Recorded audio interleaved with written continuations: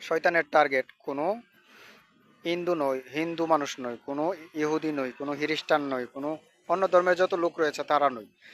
একমাত্র শয়তানের টার্গেটই হচ্ছে মুসলিমরা। আর শয়তানের হয়ে যারা কাজ করতেছে তাদেরও টার্গেট সেই মুসলিমরাই। তো বুঝতে পারতেছেন মুসলিমরা তাদের এক নজরে টার্গেট। এই যে আমেরিকার বোহেমিয়ান গ্রুপ, যারা আসলে বিশাল বড় একটা মূর্তি আছে শয়তানের, সেই মূর্তিটার সামনে আসলে শিশু বলি দিয়ে থাকে।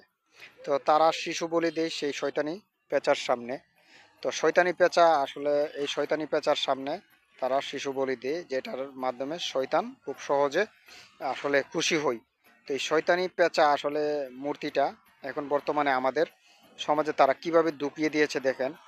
এই শয়তানি পেঁচার লোগো আসলে আমাদের নামাজের জানাজার মধ্যে, আমাদের পাঞ্জাবির পোশাকে, তারপরে আমাদের নাম পাঞ্জাবিতে, আমাদের শার্টে, বিভিন্ন জায়গায় নামাজের জানাজায় বেশি ইউজ করতেছে।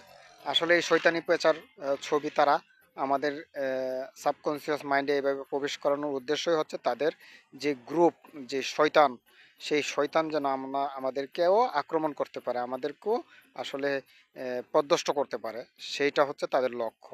যেরকম আমরা নিজের অজান্তে একটা নামাজের জানাজার মধ্যে দাঁড়ালাম পাক পবিত্র হয়ে, তো এখন আমি দাঁড়িয়েছি এমন একটা জায়গায় যেখানে শয়তানের সেই বোহেমিয়াম গ্রুপের শয়তানের সেই আউল বা পেঁচার আকৃতির ছবি রয়েছে।